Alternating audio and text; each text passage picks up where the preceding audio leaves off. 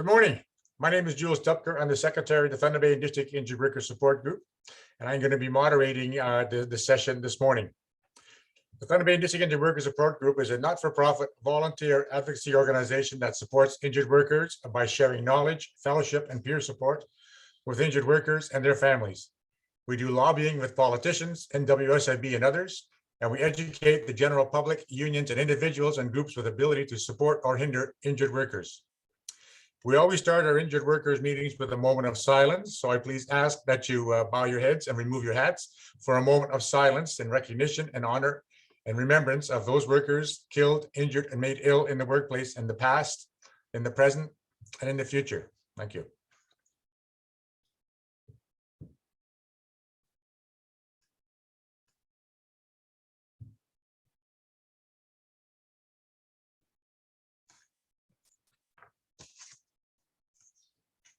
Thank you.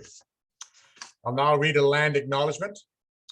We respectfully acknowledge that we are meeting on land located on the traditional lands of Indigenous peoples, in particular the traditional lands and waters of the Fort William First Nation, signatory to the Robinson Superior Treaty of 1850. We are committed to a relationship with First Nations and Métis people based on the United Nations Declaration of Indigenous Rights and the Truth and Reconciliation calls to action. We will educate ourselves on this responsibility and seek ways to build our relationship as treaty people. So just a quick review, this morning we're going to have a number of speakers that are going to be given an opportunity for about 3 minutes of a presentation, and we'll work our way through it. And then at the end, we'll have an opportunity for the media to ask questions, and then we'll have an opportunity for any other participants if they have any questions or comments that they would like to make.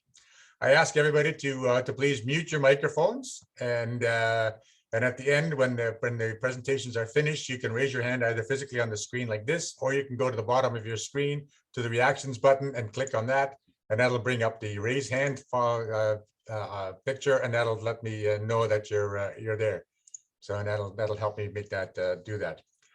So and then, as I said, the speakers will have 3 minutes to speak, and I will try and control that with some cards. And at the 2.5 minute mark, I will raise my yellow card, and then at the 3 minute mark, I will raise my red card. So we'll begin this morning's session. Our first speaker is Stephen Mantis, who will tell us about our work with the United Nations Convention on the Rights of Persons with Disabilities. Go ahead, Steve. Thank you, Jules. I'm the treasurer of the Thunder Bay and District Injured Workers Support Group. And this year, to celebrate the International Day of People with Disabilities, the Government of Canada has brought in the theme, moving from intent to action. And we, as the Thunder Bay Injured Workers, use that really as our byline. We know that the systems that we have in place are here to support workers and individuals when they become disabled. Oftentimes that doesn't happen. We know that there are about 650,000 workers in Ontario today who have a work-acquired disability. And we have been calling attention to the practices or the lack of practices of our Ontario government and the organization underneath the government, the Workplace Safety and Insurance Board, the WSIB. And we've been doing that on the international stage at the United Nations under the Convention of the Rights of Persons with Disabilities. Since 2016, we have been putting in submissions to the United Nations, highlighting the discrimination faced by workers who have a work-acquired disability by the systems that are there to support them. And two of our main issues that relate to the convention itself are the access to justice. The system has become so complex that many workers end up giving up because they don't know how to negotiate the system, and they can't find legal representation that they can afford in order to represent them through this very cumbersome process of really enforcing the rights that they have under law, both our domestic law and international law. The second is around income security. The UN Convention says that people with disabilities must have income security. We see that for those workers who become permanently disabled in Ontario, that about 50% of them end up in the poverty and 20% are in deep poverty. This is done by research both at the Institute for Work and Health in Toronto and Trent University in Peterborough. So we're bringing forward these concerns, and we want the government of Ontario to move from intent to action. Thank you very much. Thank you very much, Steve. Our next speaker is Greg Snyder, who will speak to us about deeming and unemployment. Go ahead, Greg. Thank you. So I'm speaking to you about deeming, and just for people who are not aware, deeming is a process by which WSB deducts money off of injured workers' checks based on the fact that there is work for them to do. The philosophy, the intent of the program is that workers are better off working, whether they're injured or not, and so WSB wants to encourage them to work. Well, the first flaw in the program is that 90%, well over 90% of injured workers want to work. It's not a question that people don't want to work. It's a question of, are they able to work, and can they find a job they can do? The system is flawed in a couple of ways. They don't match up skills on a job to the skills the worker has, and when they try to get training, they fail in that. They also struggle with assessing a workplace and whether or not that workplace can cause further injury, or the injury already exists, or whether the person can do it. But those aren't the ones I want to concentrate on today. Today, I want to concentrate on the real biggest barrier to this, which is the one that WSB can't control. And that's managers and owners of businesses who don't want to hire people with disabilities. That is the simple reality that we face today. The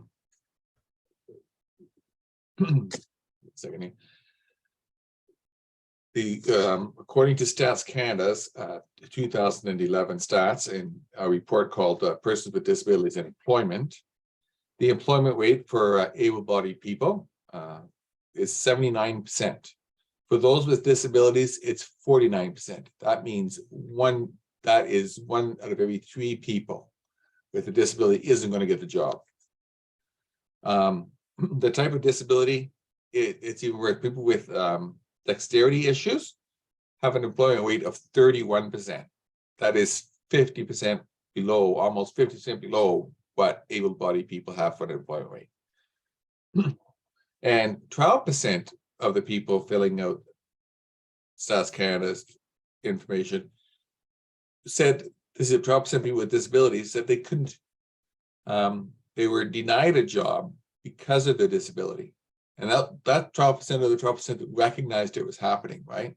I've gone to very few job interviews in my life. I've been lucky that I've had a job for most of my life, and I've had to do job interviews, but I know of 2 cases where I have faced discrimination or because of the job application, and I didn't even recognize it at the time. Other people have pointed it out to me, and I go, oh yeah, it's true. So that's the reality. So what does WSIB do faced with that reality? And they have to know it. It's their job to know it, right? So they know this is going on. They simply ignore it. They pretend it doesn't happen. And they go beyond that. They come up with jobs that don't exist. Thunder Bay person was deemed because they could have a job as a parking attendant. There are no parking attendant jobs in Thunder Bay. There are no parking attendant jobs in Northern Ontario. They simply don't exist. And yet they deducted money from that person. In 2022, somebody was deemed because they could be a switchboard operator. I don't know where there's a switchboard operator in 2022. It simply isn't there. They give zero consideration to it. The deeming program is simply camouflage so that the WSIB can take money out of the entitlement that injured workers have And we know what happens with that savings. It goes back to the workers just months before a public provincial election. That's what happens. That's what the intent is. They take these jobs and they throw them up against the proverbial wall to see which ones people won't fight back on and that they can get away with. Thanks, Gaming Greg. has to stop. Thank you. Thank you, Greg. Our next speaker is Janet Patterson, who is going to talk to us about the Pan-Canadian Disability Coalition. Thank you, Jules. So I attended a meeting in Ottawa this past week, and it was the Pan-Canadian Disability Coalition. And it was a very interesting, it was a 2-day event, and it was really interesting because a couple things that were kind of key point for me was that, first of all, they talk about a coalition. This was it was a meeting where they were bringing together different disability groups to try to identify what the challenges are. What does disability mean? It became really apparent that there are many faces to disability. But the other thing that was really interesting for myself was the fact that one group pointed out that they amongst themselves, they don't recognize themselves as being disabled at all, but it's only when they are out in community and they try to do things, you know, whether it's a conversation, whether it's about to attend something, whatever it is, that is when their disability becomes apparent. So to me, that was a really eye-opener as far as how is community going to react to the disability, the plans. But on October 7th of this year, Minister of Employment, Workforce Development and Disability Inclusion, Carla Quattro, she released Canada's first ever Disability Inclusion Action Plan. And it consists of current and future actions, including programs, policies, and investments that aim to improve the lives of persons with disabilities in Canada.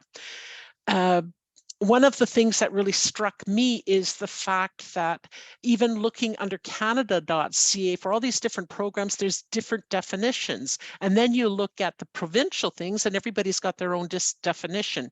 Now, it was pointed out that Canada is their intent is that they want to make it all one definition.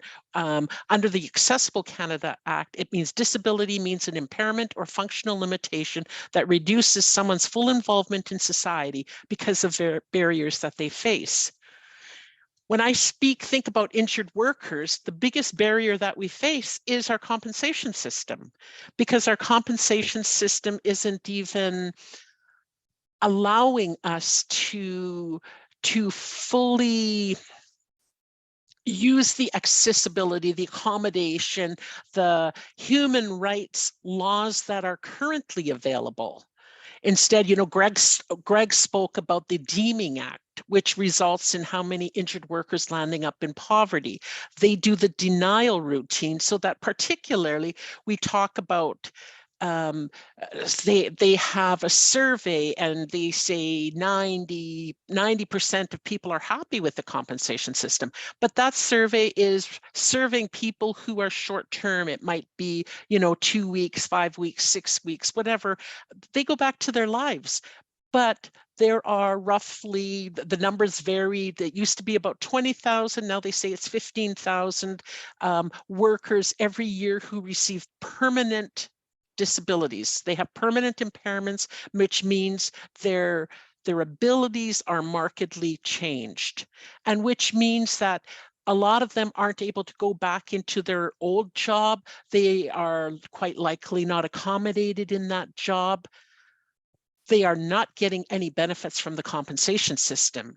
And so where does that leave us? And I think that's the really big question about this is where does it leave us? You know, we definitely, you know, we are definitely, those with permanent impairments have a disability.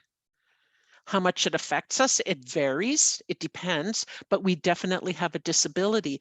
And the stress has to be, well, it should be definitely on the compensation system, should be forced to face up to their responsibilities. You know, we have injured workers with permanent disabilities who land up on OW and ODSP.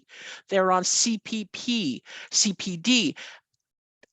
I mean, there's programs there that they have at least a resource, but that isn't where they're supposed to be. So I think there has to be, while we recognize that there are many injured workers who now have an acquired disability, whether through injury or through illness through their workplace, but we have to recognize the fact that there's guidelines, and it's great that the government is setting these guidelines up, but it is really the government, it is the WSIB's responsibility to not brush them off, but to make sure that each worker who has a permanent injury that affects their life, that they do have that they are taken care of properly. They are still able to have the same quality of life that hopefully is going to be available to all persons with disabilities as the government builds their inclusion action plan. Thank you. Thank you, Janet. Our next speaker is Eugene Lefrancois, who's going to talk to us about Canada Disability Benefits. Go ahead, Eugene. Okay, so bear with me one moment. I have to switch and I'll come right back. Bear with me.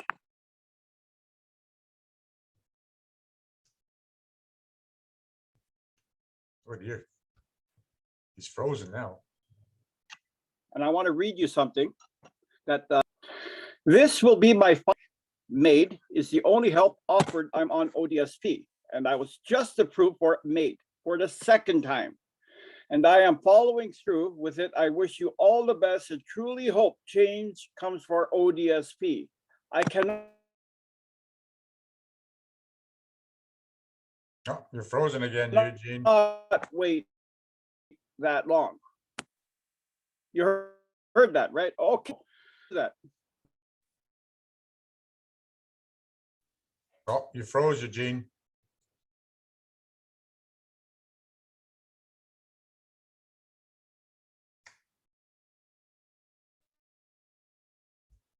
We injured.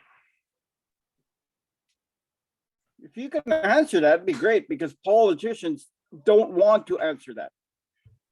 The reason why we have a fine line between the disabled and injured is money. It's all about money.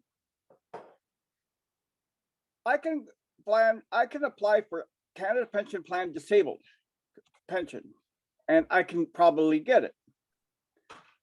But do I get on the public purse, even though I was injured on the job where it's an employer responsibility? I can apply for Ontario Disability Support Program. That is for injured workers, for disabled people or injured workers going on that program, even though they are an employer responsibility. I do not think that is correct. That is not right. That's where the different money goes. Healthcare. How come we all go to healthcare? And we all got OHIP, or it depends what province you're in, but it's all a federal program. But we as injured workers are not allowed to go on it. We have to go, we are in the program when we can get help, but who pays?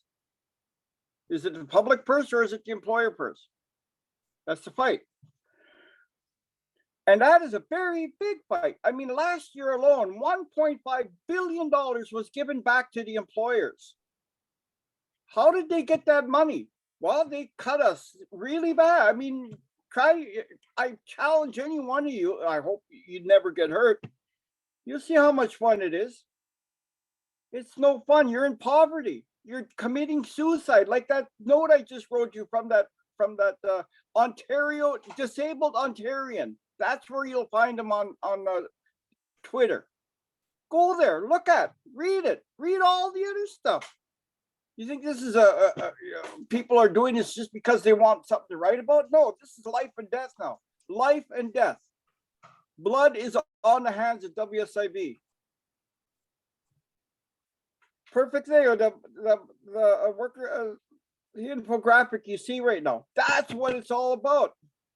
They got lots of money, employers got lots of money back. Well, if you look at the numbers, we got cut back exactly the same amount. And it's going to happen again this April. And age discrimination. You know, you after 65, and if you got hurt seriously, they'll only give you 2 years of benefits and then you're off. You're never going to get any more help. So please be careful when you work. Thank you, Jules. Thanks, Eugene. Great words. Our next speaker is Tracy McKinnon, who's going to speak about living in poverty and ODSP. Go ahead, Tracy. Good morning. I'm Tracy McKinnon, and I'm here on behalf of Poverty Free Thunder Bay. Jamie McGwitch, Steve, Janet, Jules, and Eugene for hosting this event today, and Jules for the land acknowledgement. Canada's inflation rate hit a 39-year high in July this year at 8.1% and dropped to 6.9% last month. Canada doesn't just have an inflation crisis, we have an equality crisis, and nowhere is it more obvious than in the North and Indigenous communities. That was from a recent CBC article from Manitoba. I think that was from 2 different MPs out there. As record high prices for food, fuel, heat, and rent ripple across the North, we need relief now. Recently, the NDP has accused retailers countrywide of using inflation as an unnecessary excuse to line their own pockets. That's capitalism. Also recently, the NDP MPPs took on the ODSP diet challenge and lived on $55 a week with food. This is our reality every month. I'm on ODSP and receive just under $1,300 a month. With the recent 5% increase, as a single woman with no kids living with her, I'm not a priority for social housing. I've been paying fair market rent while on ODSP here in Ontario for the last 10 or 11 plus years. 80% of what I receive goes directly to rent, another 10% to FRO. That leaves me with roughly $380 a month for internet, food, cable, cell phone, transit, not much else. Now let's see some real action.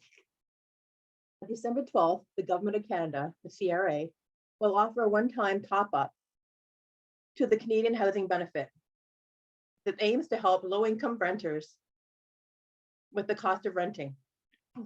Canada Housing Benefit will provide a tax-free payment of $500 to an estimated 1.5 million low-income renters with an adjusted net income of less than $35,000 for families or below $20,000 for singles. That's all I got, but I can go on. You still got some time. Go ahead. Okay, I can wing this. Last year, I applied for affordable housing benefit. I was denied because I made over 20,000 because I had to get I needed the job because before the 5% increase it wasn't enough. My phone was being disconnected, my internet was being disconnected. That put me over the $20,000 mark. That's pretty sad when I can't, when someone living on ODSP makes over 20,000, which is still below the poverty rate in Thunder Bay.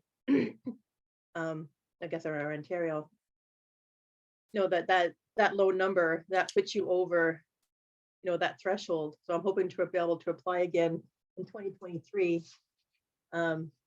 Because the market rent for 1 bedroom was $880 and my rent goes up to $900 January 1st.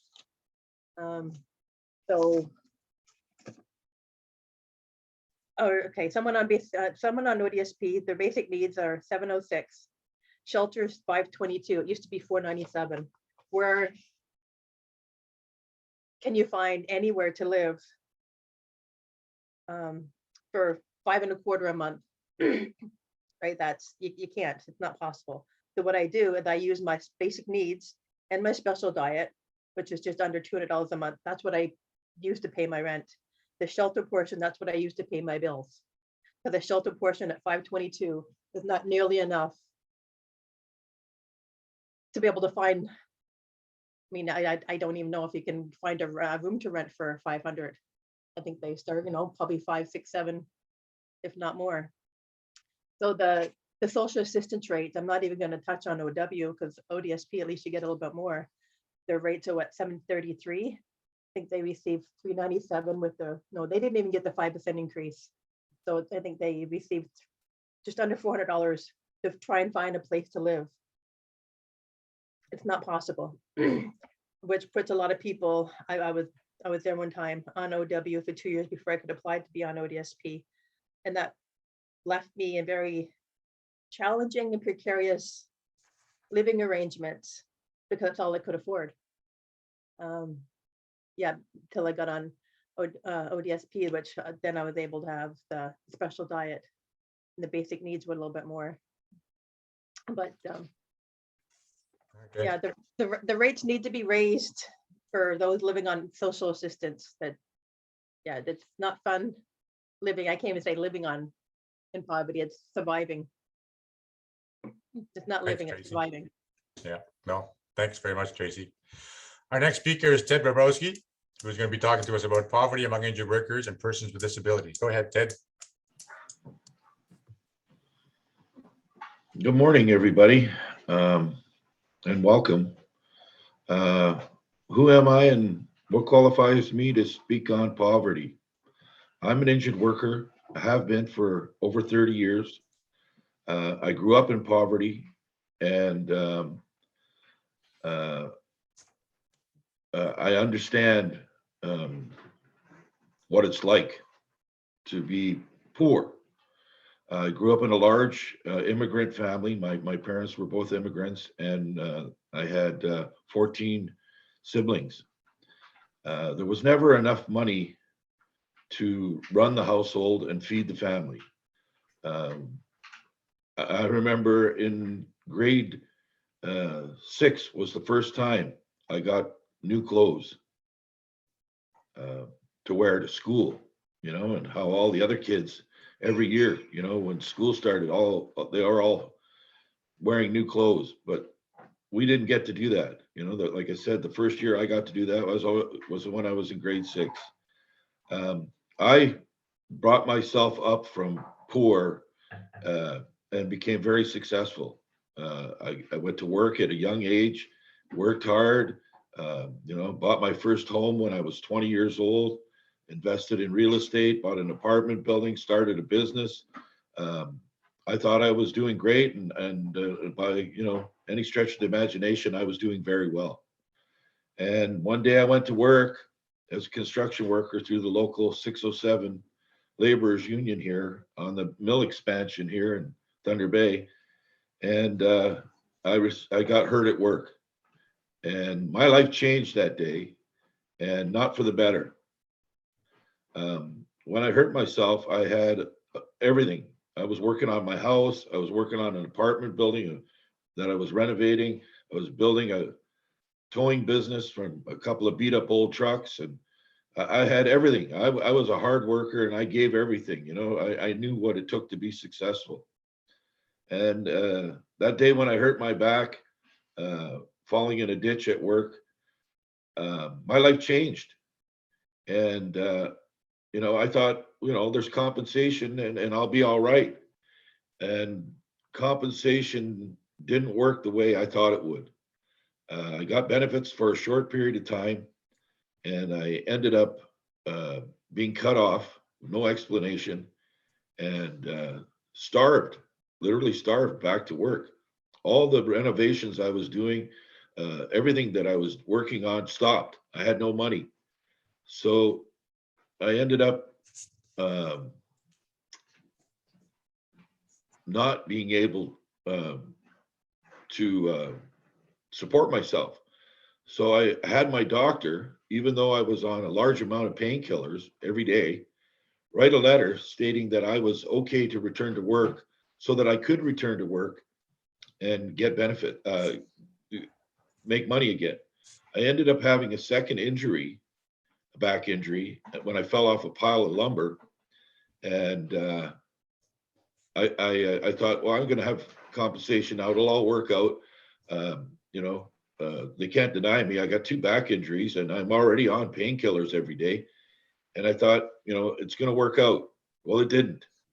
I ended up in extreme poverty. I got cut off again with no explanation and ended up fighting compensation for years and years and lost everything that I had worked my life for.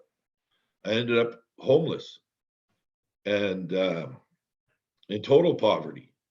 And that's the reality. That's what happened to me. I'm just a regular guy, you know, a normal person. I had a family.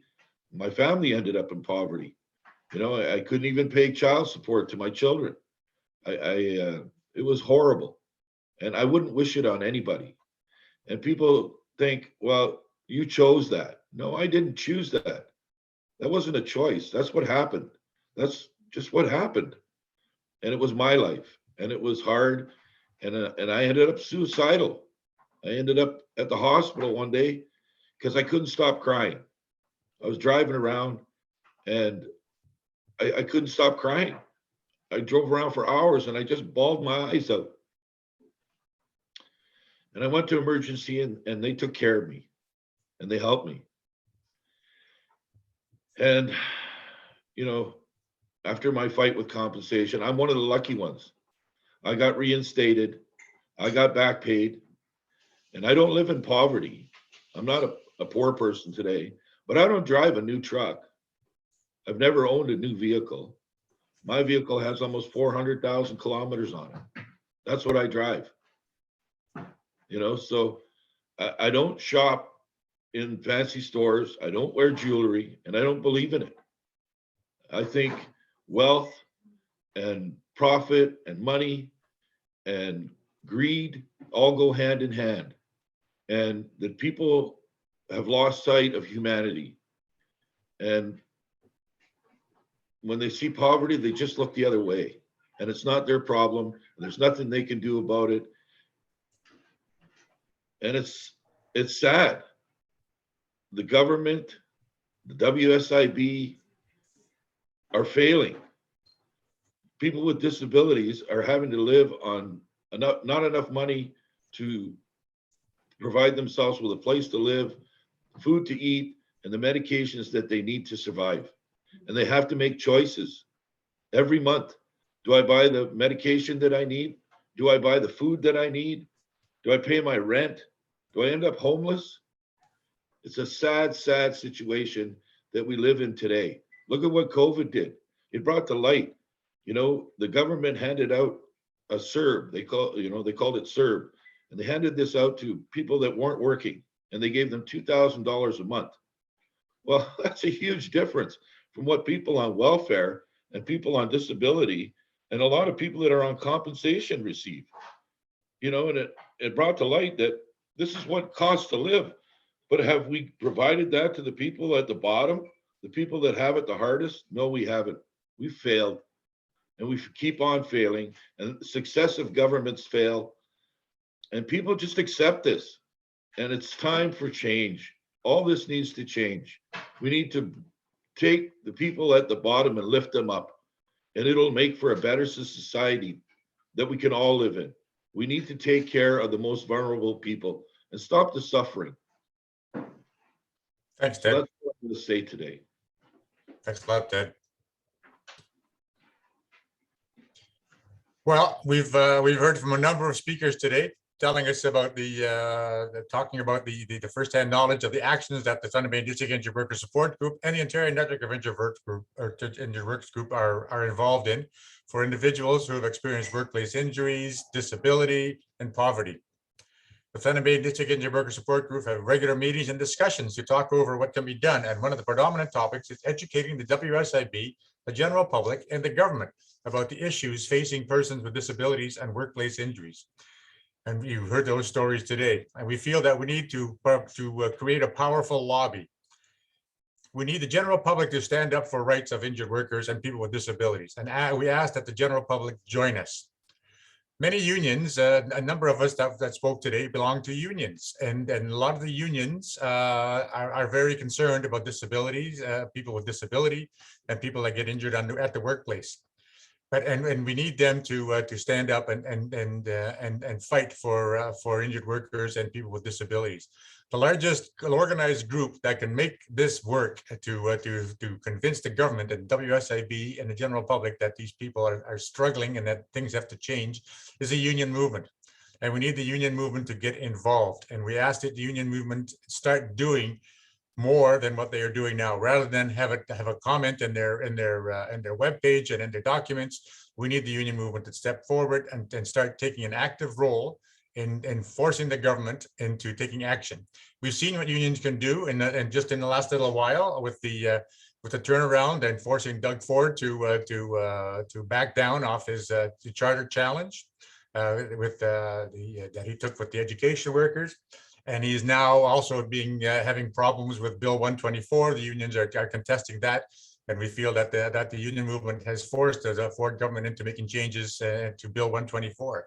So we know that the strength that the union movement has, and we're asking the union movement to get more and more involved. But not just the union movement, because there are so many people that are injured and disabled that don't belong to a union.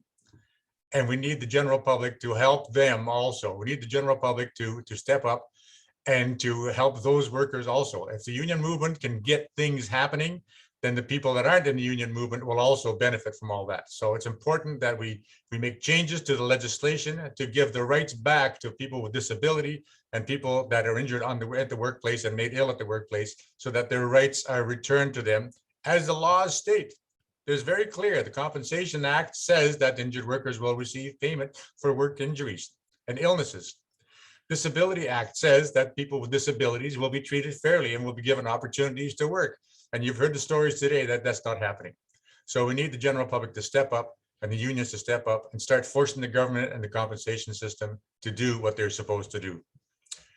I will now open the floor to questions and answers. If anybody has any questions, please raise your hand and we'll recognize you.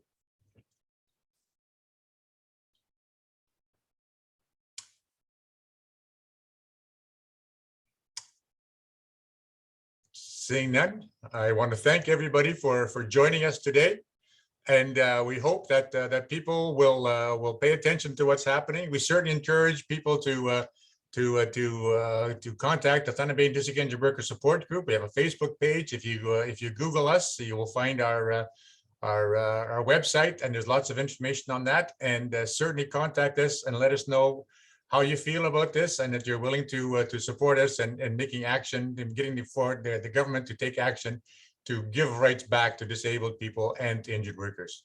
Thank you very much for joining us.